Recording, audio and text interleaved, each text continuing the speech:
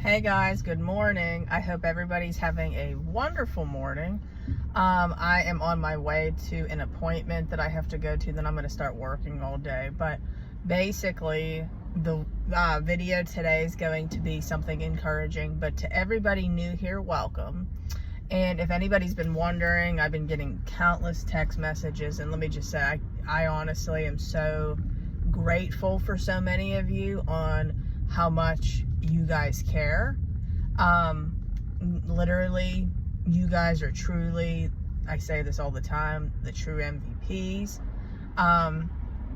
I basically, over the last week experienced an unexpected, but if anybody has been here a while, you already know, I went through this so many times in the past, 9 in 1 year, but I had an unexpected death last week. My aunt passed away from the flu, and this is how I look at it. Before I didn't, we all unfortunately do have to go. This isn't our forever home. Does it make it easier? No, but death isn't the end, especially if you do believe in Jesus. It's not the end, that there's life after death. So basically, am I sad? Yes. Have I been through this before? Yes. 9 times in 1 year. So when you go through that, it starts to really strengthen you. It actually brings you to a point where you kind of already expect it, if that makes sense. So I don't like, to be honest with you, watching it at all, but it's something that you can't necessarily avoid. So yeah, that's where I've been, just taking care of all that with family. And then when I wasn't taking care of that, I was working. I had a lot of clients that I had to work with every single week. My schedule is like filled. There's just not enough time to be able to take on personal problems, film, take care of family, do all the things that you have to do on a daily basis, cook, clean, all that stuff, get back to clients. It's a lot. So anyway, that all being said, that's where I've been.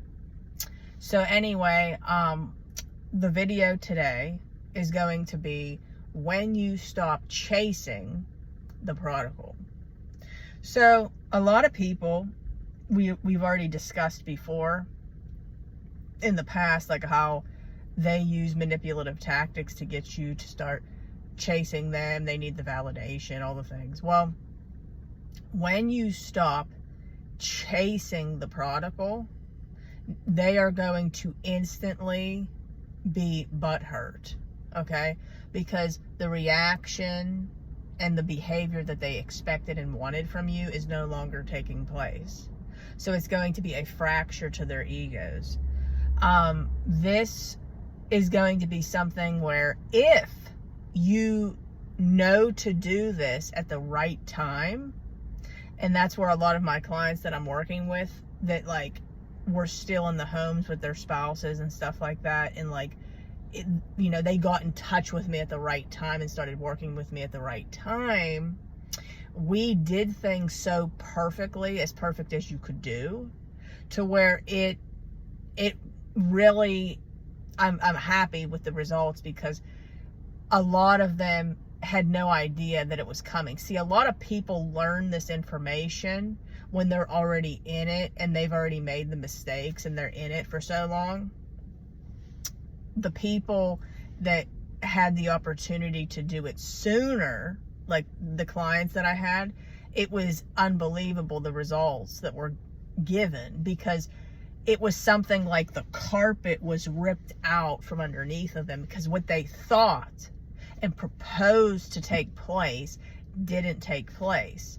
So when their ego is fractured, and when they, in other words, the carpet's ripped out from underneath of them, the way it was with you, okay, they then are really going to wonder, what do I do now to fix this? Because, see, when your ego is hurt, you basically want to prove to yourself that you're worthy. You want to prove to yourself that you're not rejected. You want to prove to yourself that that person still desires and wants you.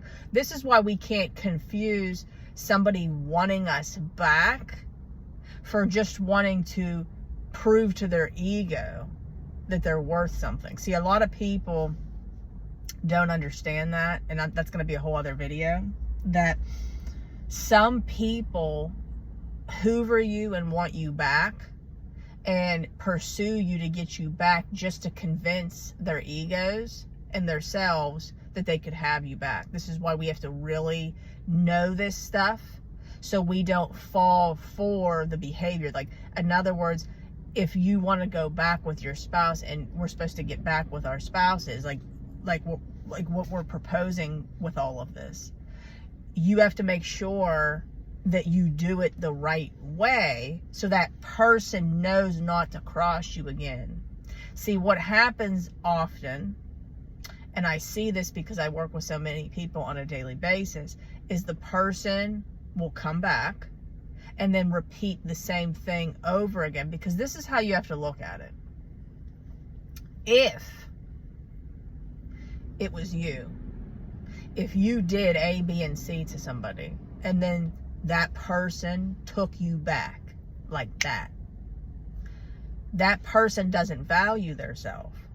So then what happens is, I can do the same thing again, and there's not going to be that much of a repercussion. There's not going to be that big of a punishment, consequence, okay? In other words, I could do whatever I want. I can run the show. We don't want somebody to have that attitude. We want someone to respect us and to know that they are not going to be able to get away with that behavior again without a consequence. So then it puts fear in them not to cross you, which is something that the Lord showed me. If someone doesn't fear you, they can't respect you. And when we say fear, we don't mean like a fear like, oh my gosh, I'm afraid of that person or what they might do. A fear of walking away. Like, somebody needs to know that you're not just going to put up with disrespect repeatedly without getting up and valuing yourself, like Paul talks about, like how Paul specifically says this. If they leave, let them go. Paul goes on to say about living, you can basically live separately for a season. Again, you have to value yourself, okay? People abandon themselves constantly in the name of connection, and I get it. That's an abandonment wound. But you have to show this person, this is not going to happen, okay? I love myself, and like the Bible says, like we've said over and over again, you must love your own body before you love somebody else. You have to love your own body. If you don't love yourself, who else is going to show up for you, guys? Who else is going to show up for you the way you show up for you? The only other person is Jesus. So you got to be your biggest supporter, guys. God said it in his word. Okay, so anyway, to basically summarize this, when you stop chasing them, they're going to have to prove to their ego, prove to their self, okay, that they're worthy. So expect for them to maybe in time, depending on, see, this is where it depends where you're at in the journey. When I work with someone, I know how long it will take usually for this to hit and shock their nervous system, depending on where they're at. Okay, so in other words, expect that to happen depending on where you're at. Like, again, the more insight I have, the better. So if you would like to work with me, guys, reach out through email, redeemingthebroken@gmail.com. I repeat, redeemingthebroken@gmail.com. We have 2 Facebook groups, Redeeming the Broken and Dead Marriages Redeemed. Come on over. We would love to have you. Like, share, comment, subscribe. I appreciate it so much. It helps get this out to as many people as possible. Continue to put your questions in the comments, and I will answer them in the order that I receive them. God bless you all, and I will see you in my next video. Bye, guys.